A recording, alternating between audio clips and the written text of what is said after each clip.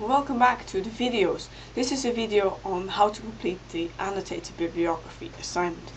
Annotated bibliographies are things that when you do become a researcher, if you become a researcher, it's something that you will do a lot of the time. And they're fun. I like most things, but they're related to research. But annotated bibliographies are fun. So let me explain how this works. What you have to do. In the week beginning the 9th of October, you will be asked to give a presentation in a small group based on an article. Now, you also use that topic to base your annotated bibliography on. You have to find 6 articles. Now, these are the topics that you can choose from for the presentation and therefore also for the annotated bibliography. So they all come from my area of expertise, which is social psychology and personality. Why have first impressions such a large effect on our opinions of people? Why do people sometimes go along with what the group wants, even if they don't really like it, which is called conformity? And why are some people extrovert and others introvert? But the important part of the question is the why part. We don't want you to find answers to the question, do first impressions have a large effect on our opinions of others? Or do people sometimes conform? Are some people extrovert and others introvert? We want to know why. Why is that? So that's what you need to focus on, both for your presentation and also for your annotated bibliography. So once you've chosen your question, find articles that try to answer that question. So what you need to do when you've got your 6 references, 6 articles, you need to list them in alphabetical order and you need to write them in APA format. And APA is the referencing style that we use in psychology.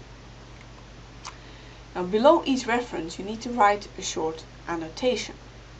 And that essentially means 2 things. It's a brief summary of what the article is about, just a few sentences, and a few sentences explaining whether or not this article helped you answer the presentation question, and if so, how did it do that? Now, it's 700 words maximum, that's the word limit, which may seem not very much, but in practice it's actually okay. I'll show you an example in a minute. It helps you to write more concisely, but it also helps you to not write too much, not to spend too long on this thing. I'm not going into too much detail, because that's not necessary. So what does it look like?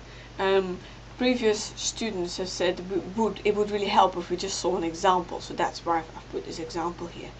So this is just an example of a page, what it might look like. So these are 3 references, so you need to put in 6.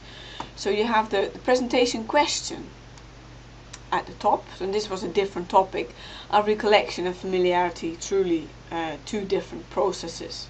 So there are 2 memory processes.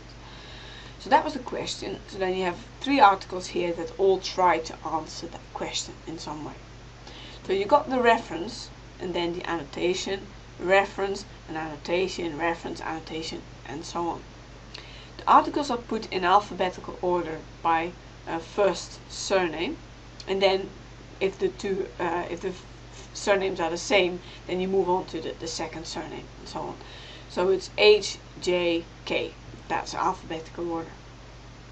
There is no separate reference list as well. This is just what you need to put in. Reference, annotation, no separate reference list. So as an example, and this is including the reference and the annotation, is 102 words. So if you do that 6 times, you've got almost 100 words left as well. So you've got a bit of space to play with the words. So Hockley, the effects of environmental context on recognition memory and claims of remembering. So actually an article that I had to read quite a lot when I was doing my PhD research. That was what it was about. So the first part, so that's in blue, that is the brief summary. This article gives a thorough overview of how the effects of context on memory can be influenced by experimental instructions. For example, Hockley emphasizes that any indication of confidence in the instructions can make participants respond based on memory strength. So that's what it's about. And then the next section, in orange, explains how it helps answer the presentation question. So this helps to answer the presentation question by suggesting that memory processes are not set in stone, but subject to distortions. In other words, the article suggests that recollection and familiarity are not two different processes. So that, remember, that was the question, are recollection and familiarity two different processes? So it says, whether or not that article answers that question. Why do I have to do it? Why do we have to do an annotated bibliography? Well, as I mentioned earlier on, it's something that when you are a researcher you have to do all the time. Not always in a very formal way. You never have to submit an annotated bibliography to anybody, but you have to do it for yourself. Every time you do a new study, you want to know, okay, this is my research question, and you want to know, has somebody else already investigated this, and if so, how? What have they done? Then you do this search in the literature, and you list all the things that you can find, all the articles, and you write or type below each reference briefly what it was about and how is it useful for your particular research question. So you build up your own annotated bibliography every time you do a new experiment. And you have to do that as well when you write your thesis in 4th year. You have to write an annotated bibliography first, because you obviously don't want to do something that has already been done. Replications are good, but not if it's not an intended replication, if you know what I mean. So why do we ask you to write this in APA style?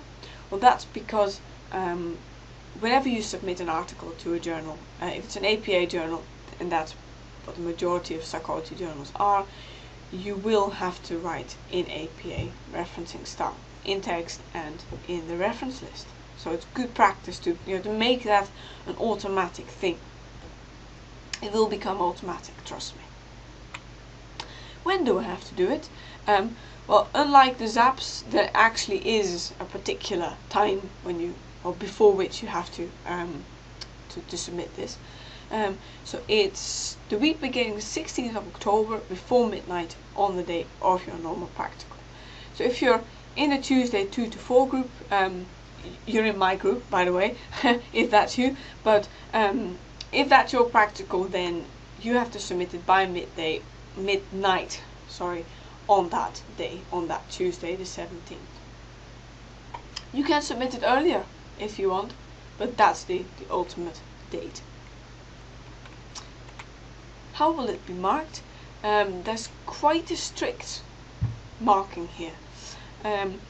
You will be able to get 6 marks in total for your APA referencing, so that's 1 point per reference. You only get the point if the APA is completely correct.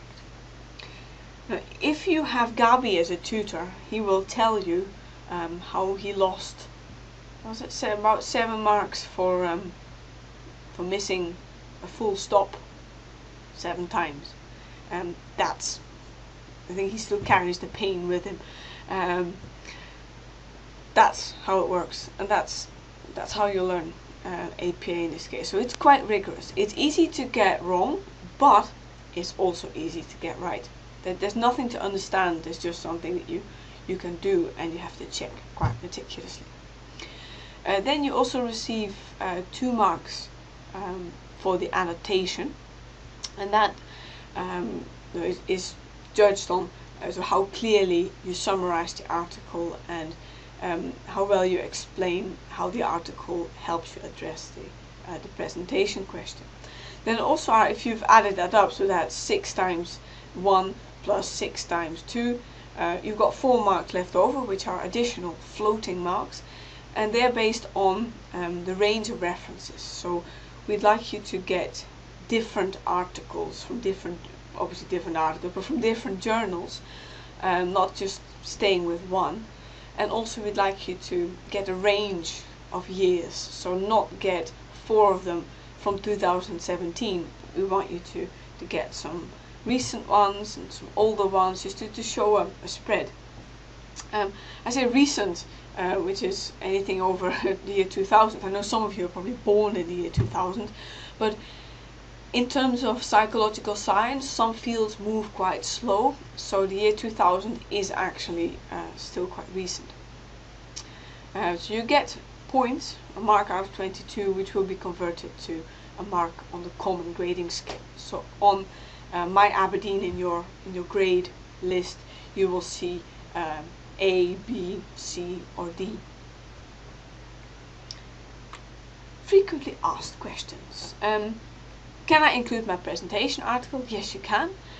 Please do. But make sure when you write it, you don't collaborate with your presentation mates, because collusion is where you accidentally write the same sentences, can come up as plagiarism, even if you didn't intend to. So write it on your own. What if you go over the word count? You will lose marks for that. 700 is the word limit.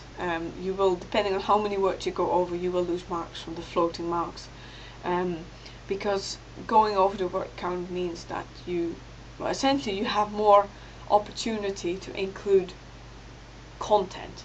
So you have more opportunity to summarize an article, which your peers who've tried to stay under the word limit, they haven't had that chance. So it would not be fair to not reduce marks. Two negatives in one sentence. Bad news. I haven't had coffee. Can I do more than 6 references? You could, if you're keen, but you do make it more difficult for yourself in terms of words sticking to the word limit. Can I use non-peer-reviewed articles, so articles that come from journals that haven't come through this peer review process? No, you can't, because we really like you to get into the habit of only reading peer-reviewed work. Sometimes this comes up where a student emails me and says, my tutor and I disagree about APA. Could you have a look at it, please? Can I have my work remarked? Well, what I say to that is that it's not possible to have a disagreement about the APA. There's only one correct way. So what I suggest in that case, if you feel that way, get the APA manual from the library, sit down together and look it up, and then you'll find out. And of course the same question about cats or seagulls or other flying or running objects applies here as well. So I hope you will enjoy writing your annotated bibliography and doing your presentation as well. It's always great to see how students create that and what they do with that. So have fun, and I will see you in the next video.